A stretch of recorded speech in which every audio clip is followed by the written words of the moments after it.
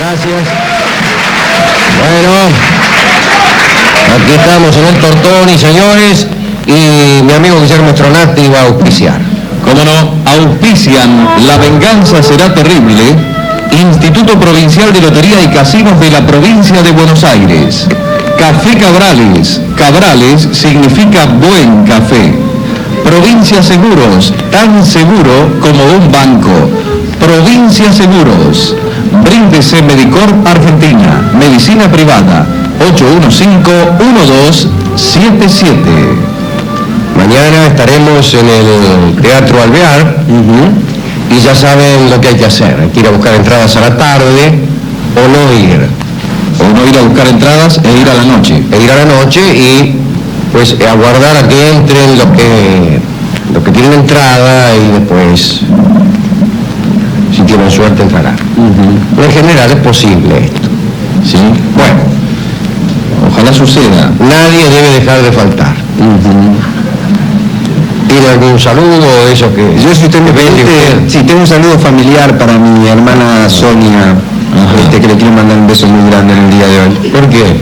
Y porque casi se trola con el coche, casi no queda nada de mi hermana. Su hermana está loca, ¿no? Sí, ya lo sé, pero Usted a cada rato le va a andar mandando saludos por esto y por aquello. Así va a salir. Entonces ahora tiene el mismo derecho a llamar el tipo que chocó. Claro, le dice, ¿por qué me manda un beso a mí? porque no es mi hermano. Yo sé. Bueno, entonces usted se lo manda porque es su hermana, no porque haya hecho. Bueno, pobrecita, no mi hermana. Pobrecita, escúchame. Bueno, se la busca ella. Sí, también. A ver, ¿viene el de los cigarrillos? Sí, ahí viene el Le Mans. Le Mans Suaves, suaves por naturaleza, presenta a Alejandro Dolina y su bloque Reflexiones. En La Venganza Será Terrible. Bueno, esta charla de hoy no es tan sencilla. La situaremos en Alejandría, aquella ciudad construida por Alejandro Magno, ahí en la desembocadura del Nilo, pegada al lago Mareotis. Bueno, y ahí, como todos ustedes saben, confluyeron numerosas religiones. Y podríamos empezar diciendo que la idea de que una religión es falsa y otra verdadera es esencialmente cristiana, y no se le había ocurrido a los antiguos. Esta idea es una idea de las grandes religiones monoteístas modernas. Pero los antiguos no tenían esa idea de que una religión era falsa y otra era verdadera. No. Cada individuo rendía culto a sus dioses, pero no le daba por pensar que los otros no existían. No. Incluso estaba dispuesto a creer que podían ser los suyos, pero con otro nombre. Así, por ejemplo, los griegos identificaban a Osiris con Dioniso. Y, hablando de Osiris, ustedes saben que Alejandría quedaba en Egipto, pero los que gobernaban eran griegos. Griegos en el sentido de ser descendientes de los generales de Alejandro que se quedaron en el gobierno de la ciudad, los Ptolomeos. Y uno de ellos, Ptolomeo Soter, decidió componer un dios para Alejandría. Componer un dios. Esto no es una religión revelada, ni nada por el estilo. El tipo dijo, bueno, acá hace falta un dios para Alejandría. Y entonces lo tomó a Osiris, le sumó al dios Apis de Memphis, y entonces quedó Ser Apis, que tenía títulos egipcios, pero apariencia griega. Ese era Serapis. Tenía rasgos parecidos a los de Zeus, aunque suavizados. Andaba siempre con un cancerbero tricéfalo. Bien, ¿y para qué servía este dios? Bueno, tenía un objetivo político: proporcionar a los alejandrinos un culto común. Y tuvo éxito, sobre todo en el Mediterráneo. Se mandó un templo, Ptolomeo Soter. El templo estaba sobre la vieja ciudadela de Racotis, y se fueron añadiendo allí edificios y se instaló en ellos, en ese grupo de edificios, la segunda y mayor de las dos bibliotecas de Alejandría, la que se llamó La Hija. La madre fue destruida casi en su totalidad allá por el año 48 a.C. Andaba César por ahí, hubo un alzamiento de los egipcios contra el poder romano, se hicieron fuertes en el palacio donde estaba la biblioteca, y durante el asedio César incendió la flota alejandrina, no es que haya incendiado la biblioteca, y las llamas se extendieron al museión y después a la biblioteca, y ahí se quemaron 500.000 libros y un catálogo que ocupaba, qué sé yo, 1 millón de volúmenes. El puesto de bibliotecario siempre fue importantísimo, tanto en la madre como en la hija, pero lo cierto es que la biblioteca estaba en el templo de Serapis. Pero pasan los tiempos de Serapis, aparecen los cristianos, y la religión, de ser prohibida en un principio, se hace oficial después de Constantino. Y en Alejandría, como hemos dicho que sucedía en Bizancio, eran todos teólogos, todos discutían sobre teología, era el deporte nacional. Una de las polémicas más recordadas fue la de Arrio y Atanasio. Arrio, el fundador del arrianismo, era un señor que, presbítero de San Marcos, era una iglesia que ya no existe, que estaba en el mismo lugar donde se decía que San Marcos el Evangelista había padecido martirio. Arrio sostenía más o menos esto. Refiriéndose a la Trinidad, decía que la primera persona había existido siempre, es decir, el Padre, pero no la segunda, es decir, el Hijo. De donde Cristo no tenía la misma naturaleza que el Padre, y su divinidad era menor. Y había tomado prestada esta idea de los gnósticos, donde había un Dios que creaba a otros y estos a otros, hasta que el último, un demiurgo cuya divinidad tendía a cero, era el creador de este mundo. Esto, si bien ponía en tela de juicio la divinidad de Cristo, lo hacía más apto como mensajero y como intermediario, lo hacía más hombre, lo hacía más popular. Pero, siendo que hacía a Cristo más popular, también aislaba a Dios, lo dejaba muy lejos de los hombres. Y alguien vio esto, y ese alguien fue un señor llamado Atanasio.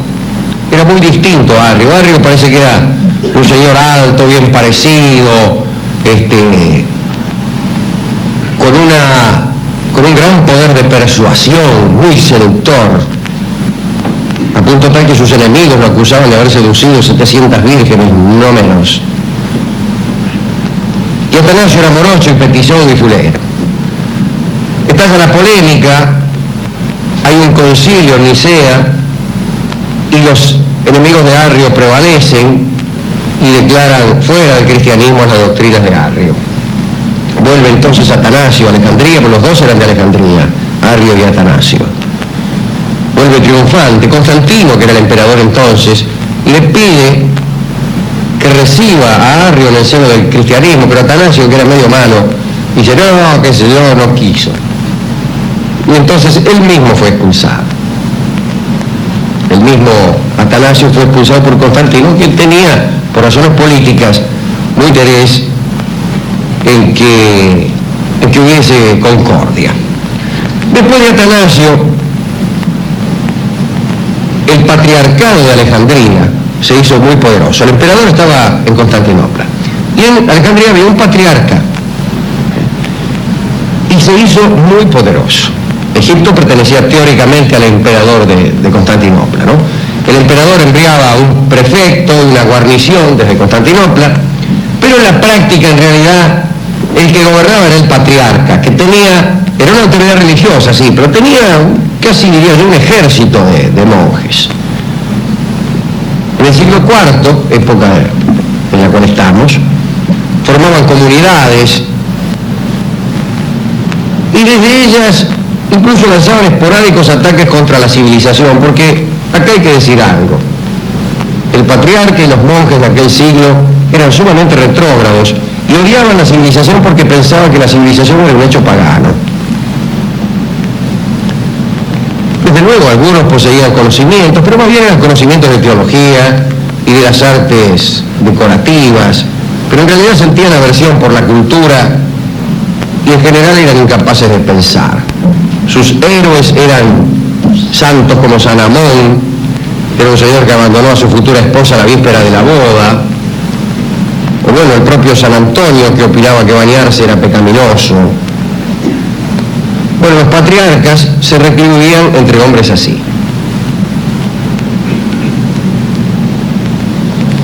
Toda esta situación brindó a los monjes del siglo IV, porque tenían poder, porque el cristianismo era oficial, la oportunidad, digo, de atacar algo que odiaban, que era el culto de Serapis, del cual hablábamos al principio de la charla. Y cada vez que se juntaban 3 o 4 decían, che, vamos a mandarle un ataque contra el templo de Serapis. Y en el templo de Serapis se había refugiado el saber, la magia, la filosofía, pero también el libertinaje, hay que decirlo. Aparece un patriarca llamado Teófilo. Se le ocurre atacar el templo de Serapis, donde estaba la biblioteca además. Primero atacaron una especie de templo que había en Abukir, también dedicado a Serapis. Y en el año 391 atacan el templo de Serapis en Alejandría.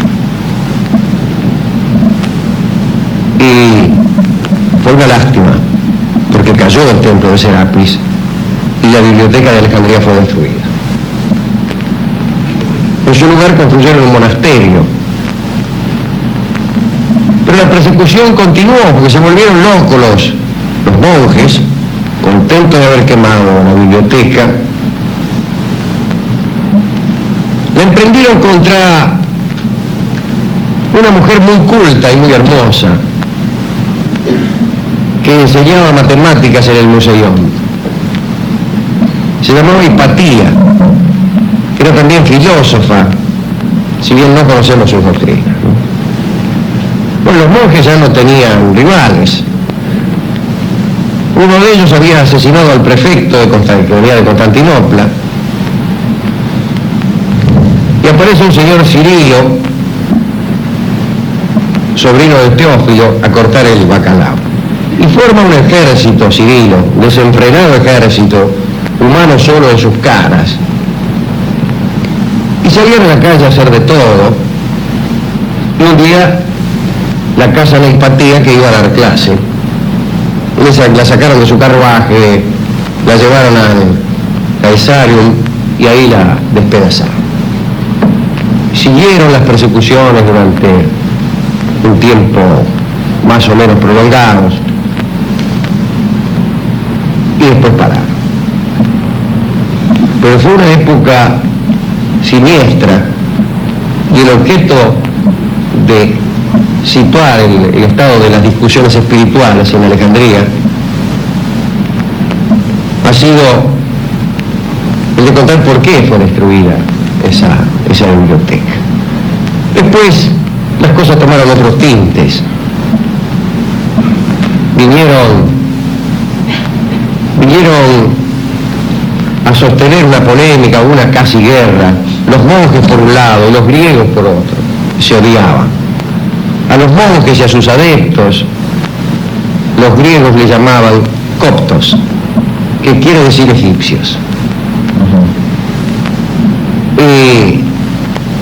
Porque usaban una lengua que era proveniente del egipcio antiguo. Esta lengua copta se utilizó mucho después para poder comprender lo que decían los jeroglíficos.